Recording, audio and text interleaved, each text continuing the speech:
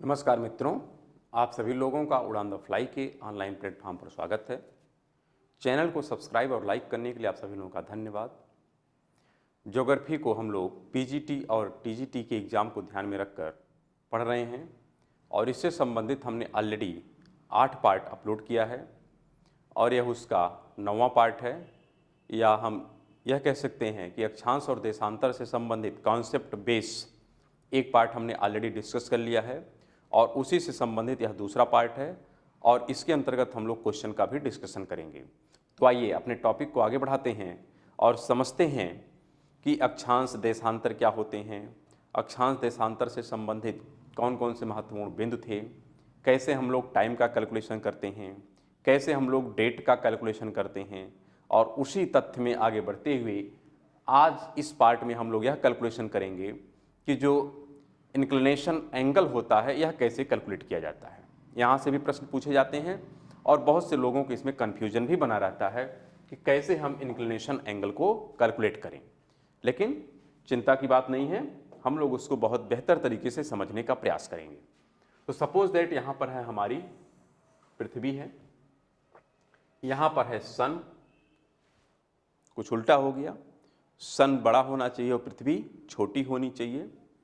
फिर भी चूंकि सन काफ़ी दूर रहता है इसलिए छोटा दिखाई पड़ता है, तो यहाँ पर इसको हम थोड़ा व्यवस्थित ही कर देते हैं। चलिए इसको मान लेते हैं पृथ्वी हमारी क्या है, छोटी है और सन हमारा थोड़ा बड़ा है। अब यहाँ से रेडिएशन आती है, रे आती है, क्या आती है, रे आती है। लेकिन पृथ्वी अपने एक्सिस पर झुकी हुई रहती है, क्या रहती है, झुकी हुई रहती है। और ऐसे में जो सूर्य की किरणें आती हैं वह लंबवत तो रहती हैं, लेकिन 23.5 डिग्री नॉर्थ से लेकर के 23.5 डिग्री साउथ के बीच में। वह क्या है उसके बारे में हम लोग बाद में समझेंगे, अभी नहीं। तो अब ये समझना है कि जब सूर्य की किरणें विषुवत रेखा पर लंबवत होती हैं, कहाँ पर लंबवत होती हैं, विषुवत रेखा पर लंबवत होती हैं, तो यहाँ पर इस सरफेस है, इस सरफेस पे जब एक किरण आती है जिसको कहते हैं आपतित किरण, क्या कहते हैं, आपतित किरण। तो आपतित किरण और पृथ्वी की सतह के बीच में निर्मित होने वाले एंगल को ही इंक्लिनेशन एंगल कहते हैं। क्या कहते हैं, इंक्लिनेशन एंगल कहते हैं। तो यहाँ पर जो इंक्लिनेशन एंगल है वो कितना है, 90 डिग्री है। क्या है, 90 डिग्री, जिसको कहते हैं आपतन कोण। क्या कहते हैं, इसी को हिंदी में कहते हैं आपतन कोण। क्या कहते हैं, आपतन कोण। तो पृथ्वी की सतह और आपतित किरण के मध्य निर्मित होने वाले कोण को कहते हैं आपतन कोण। हम लोग क्लाइमेटोलॉजी में डिटेल में सीखेंगे। तो यहां पर जो आपतन कोण है वो क्या है, 90 डिग्री है। लेकिन जैसे जैसे आप नॉर्थ या साउथ की तरफ जाएंगे तो सरफेस और जो आपतित किरण है इसके बीच का एंगल घटता चला जाता है और यहां पर आते आते क्या हो जाती है, पैरेलल हो जाती है। क्या हो जाती है, पैरेलल हो जाती है। यह स्थिति कब होती है, जब सूर्य विषुवत रेखा पर लंबवत चमकता है, यानी हम कह सकते हैं बसंत विषुव के समय और शरद विषुव के समय। जो स्थिति कब होती है, या तो मार्च में होती है या तो सितंबर में होती है। तो उसी समय यह स्थिति रहती है कि जो 0 डिग्री वाली रेखा है यानी इक्वेटर है, वहां पर 90 डिग्री का कोण बनेगा। और जैसे जैसे आप उत्तर या साउथ की तरफ जाएंगे यह इंक्लिनेशन एंगल घटता चला जाता है। और कितना घटेगा, जितने डिग्री पे है उतना डिग्री घटा दो। 1 डिग्री पे कितना रहेगा, 90 में से 1 घटा दो, 89 हो जाएगा। ऐसे करते जाएंगे, 23.5 पे कितना हो जाएगा, तो 90 में से 23.5 घटा दो, यानी 90 में से घटाओगे तभी तो मिलेगा। यहाँ पे यदि 90 है, जैसे जैसे ऊपर जाओगे तो घटता ही तो जाएगा ना, तो घटा दो। साउथ में जाएंगे तब भी घटा दो। लेकिन स्थिति तब समस्या में आ जाती है कि जब सूर्य मान लेते हैं कर्क रेखा पे लंबवत चमक रहा है, तब आपतन कोण निकालो। सूर्य जब मकर रेखा पे चमक रहा है तब आपतन कोण निकालो। तो ऐसे में सूर्य जहां पर भी लंबवत चमकेगा वहां पर 90 डिग्री का कोण बन जाएगा। मान लेते हैं सूर्य वर्तमान में लंबवत चमक रहा है, कहां पर, इस कर्क रेखा पर। कहां पर लंबवत चमक रहा है, कर्क रेखा पर। यदि इस पर 90 डिग्री का कोण बन रहा है, कितने का बन रहा है, 90 डिग्री का कोण बन रहा है, तो ऐसे में अब यहां से कैलकुलेशन होगा। ये 90 हो गया, तो यहां से चाहे आप इस तरफ जाएं चाहे इस तरफ जाएं, या घटता चला जाएगा। क्या होगा? घटेगा। अब मान लेते हैं यहां पर है 90 डिग्री 23.5 पे, तो आप जैसे ही 66.5 पे जाएंगे, कितने पे जाएंगे? 66.5 पर जाएंगे यहां पर, और सूर्य यहां पे था, ये था 23.5 और ये कितना? 66.5। तो आप सोचो यहां से यहां तक जाने में कितने डिग्री का अंतर हुआ? 23.5 से 66.5। तो 66.5 में से 23.5 घटा दो तो कितना मिल जाएगा? घटा के देख लीजिए कितना मिलता है। तो वहां पे कैलकुलेशन करिएगा।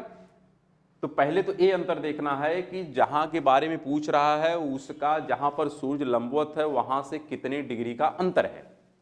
तो हमने कहा मान लेते हैं आर्कटिक पे निकालना है और वर्तमान में सूर्य कहां पर है? कर्क रेखा पर है। तो ऐसे में इन दोनों डिग्री के बीच का अंतर हो जाएगा 66.5 माइनस 23.5, है ना। तो ऐसे में आप यहां 0 कर लेंगे, यहां पर 3 कर लेंगे, फिर यहां पर हो जाएगा आपका 3, लगभग आ जाएगा 33 डिग्री। कितना आ जाएगा? 33 डिग्री। अब यह 33 डिग्री का अंतर है, तो यानी यदि यहां पर 90 है तो यहां पर कितना हो जाएगा? 90 माइनस 33। क्या हो जाएगा? 90 माइनस 33। बात तो कुछ क्लियर हो गई होगी। सेम मान लेते हैं आप निकालना चाहते हैं अंटार्कटिक का। कहां का निकालना चाहते हैं? अंटार्कटिक का। इसका तो है 66.5 और सूर्य कहां है वर्तमान में? मकर रेखा, अरे कर्क रेखा पर है। तो यहां से सूर्य को यहां तक इसका एंगल निकालना पड़ेगा ना। तो यहां पे निकाल लेंगे, पहले 23.5 फिर 66.5। तो दोनों को जब आप ऐड कर देंगे 23.5 66.5, तो देखिए कितना हो जाएगा? यह हो जाएगा 90 डिग्री। कितना हो जाएगा? 90 डिग्री। यानी सूर्य की जो किरण है वह अंटार्कटिक वाली रेखा के समानांतर हो जाएगी, यानी उसके बाद सूर्य की किरण पहुंचेगी ही नहीं। इसलिए क्या हो जाएगा? यहां पर अंधेरा हो जाएगा। क्या हो जाएगा? यहां पर अंधेरा हो जाएगा, क्योंकि इसके नीचे सूर्य की किरण पहुंचेगी ही नहीं। और वही स्थिति होगी यदि सूर्य मान लेते हैं इस मकर रेखा पर है। कहां पर है? मकर रेखा पर है। तो यहां पे 90 हो जाएगा ना, यहां पे 90 हो जाएगा। तो अब इसके सापेक्ष में आप कैलकुलेशन करेंगे। अच्छा, यहां पे आप हो सकता है यहां पे अगर 90 था और आपको अंटार्कटिक का निकालना है, तो एंगल कितने का हो गया? मतलब कितने डिग्री का यहां पर डिफरेंस आया है? 90 डिग्री का। यहां पर 90 है तो 90 में से 90 घटा दोगे तो कितना आ जाएगा? 0 डिग्री। यानी सूर्य की किरण यहां पर क्या हो जाएगी? समानांतर हो जाएगी। तो हमने कहा उसी प्रकार मान लेते हैं यदि सूर्य हमारा कहां पर है? सूर्य की जो आपतित किरण है, सपोज दैट ये है आपकी इस लाइन पर, यहां पर है, यहां पे 90 डिग्री बना। तो यहां पे यदि 90 डिग्री बना और आपको निकालना है मान लेते हैं इस डिग्री का, किसका? कर्क रेखा पे। यानी सूर्य जब मकर रेखा पर लंबवत चमक रहा है उस समय कर्क रेखा का आपतन कोण बताइए, ऐसा प्रश्न पूछा जाता है। या इस तरह ना पूछ करके ये पूछ लेगा कि दिसंबर में 22 दिसंबर के समय, क्योंकि वो नहीं कहेगा कि सूर्य कहां पर है, आप खुद समझते हैं 22 दिसंबर को सूर्य कहां रहता है, कह देगा 22 दिसंबर को कर्क रेखा का आपतन कोण बताइए। तो ऐसे में क्या है, आपको ये मान के चलना पड़ेगा कि सूर्य कहां पर लंबवत है? मकर रेखा पर। यानी 90 डिग्री का कोण कहां बन रहा है? मकर रेखा पर। आपको कैलकुलेशन कहां का करना है? कर्क रेखा का। तो पहले आप क्या करेंगे? मकर रेखा से कर्क रेखा के बीच का कितने डिग्री का अंतर है ये निकालेंगे। तो कितना डिग्री हो जाएगा? 23.5 करेंगे तो इक्वेटर पे जाएंगे, फिर 23.5 करेंगे तो कहां जाएंगे? मकर पे। यानी टोटल जो डिग्री हो जाएगा 23.5 प्लस 23.5 यानी 47 डिग्री होगा ना। लेकिन यहां पर एंगल कितना बन रहा है? 90 डिग्री। और यहां का कैलकुलेशन करना है तो 90 माइनस 47 आप कर देंगे। कितना कर देंगे? 47। और यहां पर आ जाएगा 43 आएगा। हाँ, तो यहां पर आ जाएगा 43 डिग्री। यानी जब सूर्य मकर रेखा पे लंबवत चमक रहा था तो उस समय कर्क रेखा का आपतन कोण कितना हो जाएगा? 43 डिग्री। सेम यदि सूर्य कर्क रेखा पर लंबवत चमक रहा है, मकर रेखा का निकालना है तो 43 डिग्री आपतन कोण आ जाएगा। तो इस प्रकार इंक्लिनेशन एंगल पूछा जाता है या आपतन कोण पूछा जाता है, तो आपको आपतन कोण निकालने का सबसे बेहतर तरीका है कि जिस बिंदु पर सूर्य लंबवत चमक रहा है वहां से जिस बिंदु के बारे में पूछा गया है उस बिंदु का आप देखिए कितने डिग्री का अंतर है, वह डिग्री आप कैलकुलेट करिए और उस डिग्री को 90 में से घटा दीजिए। सिंपल रूल है। यानी सूर्य अगर कर्क पर है, आपसे पूछ रहा है अंटार्कटिक का, तो कर्क से अंटार्कटिक रेखा के बीच का एंगल निकालिए, जो कितना आ गया 23.5 प्लस 66.5 90 डिग्री। इस 90 डिग्री को 90 में से घटा दो, यानी आ गया 0 डिग्री। सेम यदि आपका इसी कर्क रेखा पर ही सूर्य लंबवत चमक रहा है और आपको आर्कटिक का बताना है, तो कर्क रेखा और आर्कटिक के बीच का एंगल क्या देशांतर रेखा निकालिए, कितने डिग्री का अंतर है, तो वहां पे मिल जाएगा आपका कितना था 33 डिग्री। अब इस 33 डिग्री को 90 में से घटा दो, जो आएगा वही आपका आंसर हो जाएगा। तो इस प्रकार से आपतन कोण का हम लोग कैलकुलेशन करते हैं। हाँ, इसको 2 बार 3 बार आप रिवाइज करिएगा। यदि किसी भी प्रकार की और असुविधा आपको लगती है तो पूछिएगा, उसका भी आंसर आपको दिया जाएगा। अब आगे हम बढ़ते हैं और इससे संबंधित अक्षांश देशांतर या टाइमलाइन, डेट लाइन से संबंधित जो प्रश्न पूछे गए हैं आपके आयोग के द्वारा, उस पर हम लोग थोड़ा ध्यान देते हैं कि कौन कौन से प्रश्न पूछे गए हैं। सबसे पहला प्रश्न है, जो थ्योरेटिकल बेस है उसको थ्योरी में आप लोग समझिएगा, जब कॉन्सेप्ट चलेगा तो, अभी नहीं। पहला प्रश्न है, मानचित्र रचना में अक्षांश एवं देशांतर रेखाओं का उपयोग सर्वप्रथम किस देश के विद्वानों ने किया था? यूनानियों ने किया था। ठीक है। अगला प्रश्न है, मकर रेखा निम्नलिखित देशों के किस समूह से गुजरती है? तो हमने शुरू में ही देख लिया था कि कर्क रेखा पर कितने देश हैं? 16 है। विषुवत रेखा पर कितने हैं? 13 हैं। मकर रेखा पर कितने हैं? 10 हैं। लेकिन 10 कौन कौन से हैं, इसके बारे में कैलकुलेशन करना है। तो इसके बारे में कैलकुलेशन के लिए आपको क्या करना है? उस मानचित्र पर जाना पड़ेगा जिस मानचित्र पे ये सब दिया गया है। हमने कहा था कि आप इसको 1 बार 2 बार 3 बार रिवाइज करिएगा कि कर्क रेखा पर कौन कौन से देश हैं, विषुवत रेखा पर कौन कौन से हैं, मकर रेखा पर कौन कौन से हैं। तो यहाँ पर देख लीजिए, जो जा रही है मकर रेखा, ये देखिए कर्क रेखा है, फिर है विषुवत रेखा, उसके बाद क्या है? मकर रेखा। तो मकर रेखा पर यहाँ पर चिली है, क्या है? चिली है। यहाँ पर अर्जेंटीना भी है, फिर यहाँ पर पैराग्वे भी है, यहाँ पर ब्राज़ील भी है। लेकिन विकल्प के अनुसार देखना है तो चिली भी है, ब्राज़ील भी है। फिर आप देखिए अफ्रीका में भी दिया गया है। अफ्रीका में बहुत से देश हैं, नामीबिया है, बोत्सवाना है, मेडागास्कर का भी पार्ट आता है, यहाँ से गुजरती है। ऑस्ट्रेलिया से भी गुजरती है। कहाँ से गुजरती है? ऑस्ट्रेलिया से भी गुजरती है। तो विकल्प में देखिए क्या क्या दिया है। ऑस्ट्रेलिया दिया है, ठीक है। नामीबिया दिया है, ठीक है। ब्राज़ील दिया है, ये भी ठीक है। चिली दिया है, ये भी ठीक है। तो यानी इन चारों से होकर के मकर रेखा गुजरती है। तो आप मानचित्र वाले सेक्शन को थोड़ा ध्यान से रखिएगा। वैसे जब समय आगे बढ़ेगा तो हम लोग विश्व के मानचित्र को भी डिटेल में समझेंगे, लेकिन अभी तो पहले आपका ये जो टॉपिक हमने शुरू किया इसको पहले कंप्लीट कर लें, यानी क्वेश्चन एनालिसिस वाला। यहाँ पर अगला प्रश्न है, एक देशांतर को पार करने में पृथ्वी कितना समय लगाती है? तो बहुत आसान है, चूँकि 360 डिग्री को करने में लगाती है 24 घंटे, तो 1 डिग्री को लगाने में लगाएगी 4 मिनट। कितना लगाएगी? 4 मिनट। अगला प्रश्न है, प्रधान यामोत्तर कहते हैं, यानी जो प्राइम मेरिडियन लाइन है जहाँ से टाइम का कैलकुलेशन होता है वह है 0 डिग्री, और ये कहाँ से गुजरती है? यूके के लंदन से गुजरती है। उसी का नाम इसलिए रखा जाता है क्योंकि उन्हीं लोगों ने ज़्यादातर, वैसे हम इतिहास देखेंगे तो जो भूगोल की नवीन अवधारणाएं हैं उसकी शुरुआत ज़्यादातर कह सकते हैं पश्चिमी देशों के द्वारा की गई है। उसमें यूके हैं, फ्रांस हैं, जर्मनी हैं, फिर यूएस के कुछ लोग हैं। तो इसलिए ज़्यादातर उधर के ही कॉन्सेप्ट बेस पर हम लोग काम करते हैं, जबकि पहले की जो अवधारणा थी वो भारत के सेंस में थी। तो वर्तमान में जो है हम लोग उसी को मान के चलेंगे। इसलिए यहाँ पर ध्यान रखिएगा, 0 डिग्री देशांतर को ही प्राइम मेरिडियन लाइन कहते हैं, प्रधान यामोत्तर रेखा कहते हैं। तो ठीक है, आगे बढ़ते हैं। अगला प्रश्न है, ग्रीनविच यानी माध्य समय से बेरूत का समय कितना? बेरूत का समय 2 घंटे आगे है और लीमा का समय 5 घंटे पीछे है। तो इनका देशांतर रेखा पूछ रहा है। क्या पूछ रहा है? देशांतर रेखा। तो यहां पर आगे पीछे का मतलब थोड़ा समझ लीजिए, क्योंकि अगर ये नहीं समझेंगे तो फिर स्थिति ठीक नहीं होगी। यहां पर हम आपको एक इमेज बना के दिखा देते हैं कि मान लेते हैं ये पूरा ये है 0 डिग्री की लाइन, यहां पर जो रहेगा पोजीशन, और यहां पर 2 ही पोजीशन हो सकती है। यहां का जो समय रहेगा वह इससे पहले रहेगा। बात पहले हमने कहा था कि भारत में सूर्योदय पहले होगा, यूके में बाद में होगा। यानी भारत का समय यूके से आगे है, क्या है, यूके से आगे है, क्योंकि जब पहले जहां पे सूर्य आ गया तो वो देश आगे ही तो रहेगा।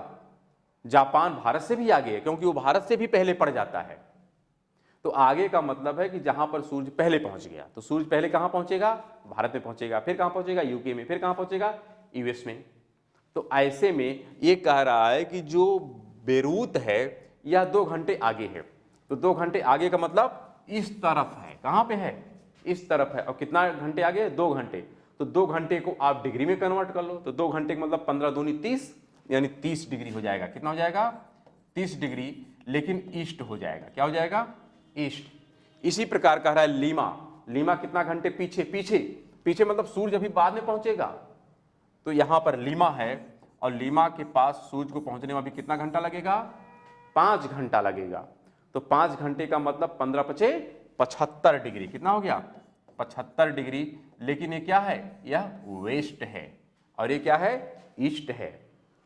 तो यानी आंसर तो यही होना चाहिए। और इस प्रश्न के अनुसार बेरूत का ऑप्शन पहले होना चाहिए, लीमा का बाद में होना चाहिए, यानी 30 डिग्री ईस्ट और 75 डिग्री वेस्ट होना चाहिए। तो विकल्प देख लेते हैं क्या क्या है। विकल्प में दिया है 50 डिग्री पश्चिमी, ये तो हो ही नहीं सकता। 75 डिग्री, हाँ 75 डिग्री होगा। 75 डिग्री कै जगह दिया है, 2 जगह दिया है। तो ये तो 2 विकल्प ऑटोमेटिक कट गए, कोई दिक्कत नहीं है। आपको इसी 2 में कंफ्यूजन होगा कि ए वाला आंसर होगा कि ए वाला होगा। तो क्या लगता है, ए वाला हो सकता है। 30 डिग्री पश्चिम, हमने कहा 30 डिग्री क्या होना चाहिए, पूरब होना चाहिए। तो ए भी तो कट गया, ए वाला सही है। हाँ, थोड़ा सा कंफ्यूजन इसलिए आप लोगों को लग रहा होगा क्योंकि ये बेरूत जब पहले दिया तो बेरूत का ए वाला पोर्शन पहले लिखना चाहिए था, यानी यहां पे लिखना चाहिए था। जैसे ए वाला लिखा गया है ऐसे ही ऑप्शन होना चाहिए था। बस यहां पश्चिम के स्थान पे क्या लिख देता, पूरब लिख देता, और यहां पूरब के स्थान पे पश्चिम लिख देता। यह क्वेश्चन 100% परफेक्ट हो जाता। और इसी को लेकर के प्रश्नों में भी बात आता है कि आपके विकल्प ही सही नहीं है। हाँ, विकल्प सही तो नहीं लग रहे हैं क्योंकि यह पोर्शन पहले लिखना चाहिए था, ये पोर्शन बाद में लिखना चाहिए, क्योंकि बेरूत पहले है और लीमा बाद में है। लेकिन अब है तो है, कोई न कोई एक विकल्प का चयन करना ही करना है। तो ये तो हो ही नहीं सकता, ये भी नहीं हो सकता। इसकी थोड़ी बहुत संभावना थी, तो ये तो ऑटोमेटिक गलत है क्योंकि 30 डिग्री ईस्ट होना चाहिए। तो इस प्रकार दूसरा विकल्प ही क्या हो जाएगा, आपका सही आंसर हो जाएगा। ठीक है, हम लोग अगले प्रश्न की तरफ चलते हैं और देखते हैं कि अगले प्रश्न में पूछा गया है। यहां पर अगला प्रश्न है कि अधिकांश देश अपना मानक समय सुनिश्चित करते हैं। तो मानक समय जो भी रहता है उस देश की जो मध्य रेखा होती है उसी को हम लोग मानते थे। जैसे भारत की मध्य रेखा क्या है, 82.5 डिग्री, यानी जो उस देश को 2 बराबर भागों में लगभग विभक्त कर देती है उसी को हम लोग मान लेते हैं। उस देश की जो टाइम कैलकुलेशन रेखा होती है उसी को हम लोग मानते हैं। तो अधिकांश देश क्या मानते हैं, देश की देशांतर रेखा से, देश की अक्षांश रेखा से, देश की मध्यवर्ती देशांतर रेखा से। तो सी वाला विकल्प यहां पर सही हो जाएगा। अगला है अंतरराष्ट्रीय तिथि रेखा कौन सी मानी जाती है। तो तिथि रेखा 180 डिग्री मानी जाती है। कौन सी मानी जाती है, 180 डिग्री वाली लाइन को हम लोग तिथि रेखा मानते हैं और 0 डिग्री को हम लोग टाइम लाइन मानते हैं। क्या मानते हैं, टाइम लाइन जो है प्रधान यामोत्तर रेखा। अगला प्रश्न है अंतरराष्ट्रीय तिथि रेखा कतिपय स्थल क्षेत्रों के समायोजन हेतु कुछ विचरणों के साथ अनुसरण करती है। तो कौन सी रेखा है, 180 डिग्री वाली, यही तो है टाइम लाइन, नहीं डेट लाइन। अगला है अंतरराष्ट्रीय तिथि रेखा, यहां पर थोड़ा मिस्टेक है लिखने में, इसको रेखा होना चाहिए। 180 डिग्री देशांतर से थोड़ा विचलित है, जिससे यानी 180 डिग्री से विचलन है। हमने देखा था कई जगह यहां विचलन करी है और विचलन का जो प्रमुख कारण है वही चयन करना कि किस कारण से इसको विचलित किया गया है। तो कारण क्या क्या दिया है, प्रशांत महासागर को 2 बराबर भागों में बांटने के लिए किया गया, नहीं 2 बराबर भागों में बांटने के लिए नहीं किया गया है। फिर है बेरिंग कटक को विभाजित नहीं करती है, गलत है, बेरिंग कटक को विभाजित भी करती है, अलग करती है। फिर है समान प्रशासनिक स्थलखंड को बांटती है, नहीं समान प्रशासनिक स्थलखंड को बांटती नहीं। अगर बांट देगी तब तो वहीं पे ही विवाद उत्पन्न हो जाएगा कि डेट क्या है। पहला विकल्प है कि समान प्रशासन के अंतर्गत स्थित द्वीप समूहों को विभाजित नहीं करती है या विभाजन नहीं करती है। अगर कोई भी प्रशासनिक भू क्षेत्र है तो उस प्रशासनिक भू क्षेत्र को उस डेट लाइन के या तो ईस्ट में रख दिया जाएगा या तो वेस्ट में रख दिया जाएगा, और इसी दृष्टिकोण से 180 डिग्री वाली रेखा को कई जगह से विचलित किया गया है।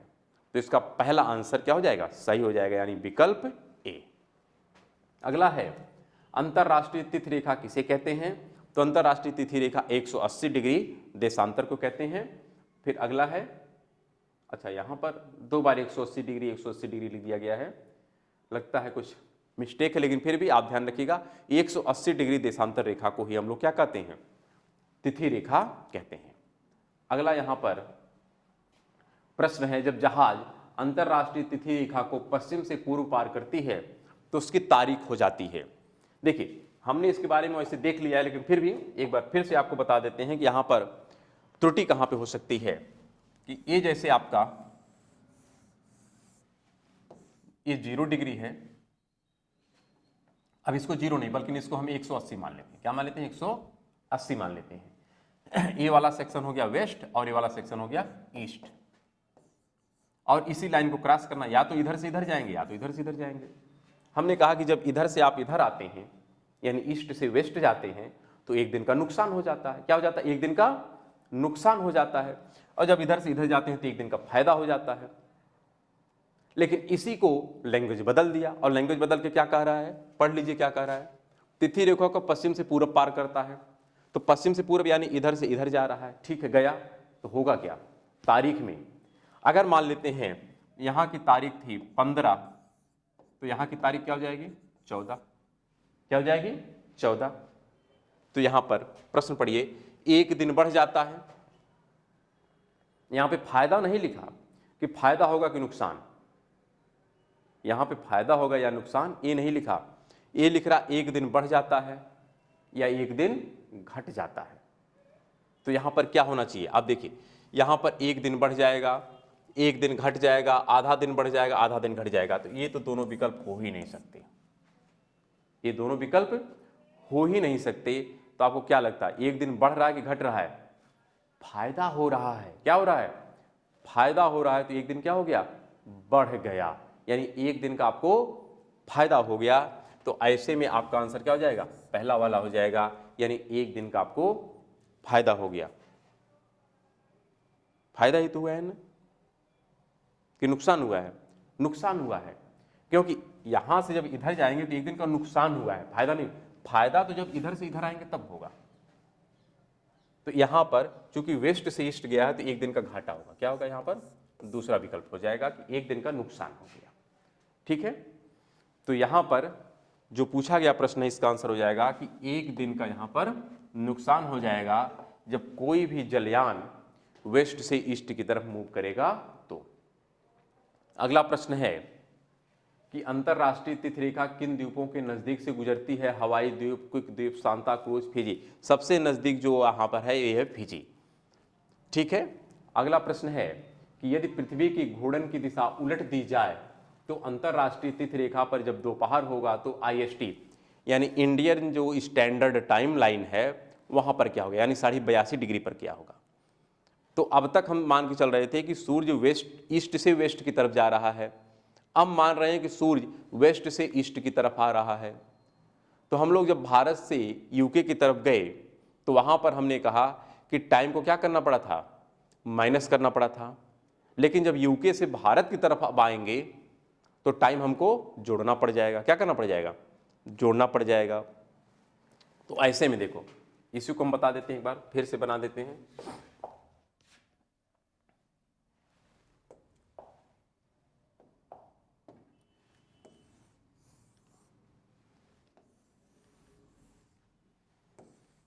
ये है 0 डिग्री और ये 82.5 डिग्री यहां पे है। तो अब क्या था कि सूर्य पहले यहां पे आएगा और यहां पर बाद में आएगा। यहां पे क्या होगा, ये बाद में आएगा। ये बात ध्यान रखिएगा कि सूर्य पहले, अब तक क्या था कि पहले सूर्य यहां पे था फिर यहां पे था, लेकिन अब ऐसा नहीं होगा, पहले सूर्य यहां रहेगा बाद में यहां पे आएगा। तो अगर यहां पे 12 बज रहा है, क्या बज रहा है, 12 बज रहा है दोपहर का, तो भारत में क्या बज रहा होगा, यही पूछ रहा है। तो आप सोचिए यहां से अभी यहां पर जाने में कितना टाइम लगेगा, 5.5 घंटे, 5 घंटे 30 मिनट बाद सूर्य यहाँ पे पहुंचेगा, यानी 5 घंटे 30 मिनट बाद यहाँ पर सूर्य, यहाँ पर 12 बजेगा। कितने घंटे बाद 12 बजेगा? 5.5 घंटे बाद अभी 12 बजेगा। तो जब 5.5 घंटे बाद 12 बजेगा तो 12 में से 5.5 घंटे घटा दो। तो 12 में से 5.5 घंटे यदि आप घटाते हैं तो 5.5 कितना बचेगा? घटा दो तो देख लीजिए कितना होता है। यानी यहां पर हो जाएगा आपका विकल्प के अनुसार 5:30। 5:30 में आप 5.5 घंटे जोड़ लो, कितना हो जाएगा? 6 6 12 नहीं, 5.5 यहाँ पर हो जाएगा, 6:30 बजना चाहिए। कितना बजना चाहिए? 6:30। यहाँ पर 6:30 में 5.5 घंटे जोड़ के देखो 12 आ गया कि नहीं? लेकिन ये सुबह का है। कब का है? यह सुबह का टाइम होगा।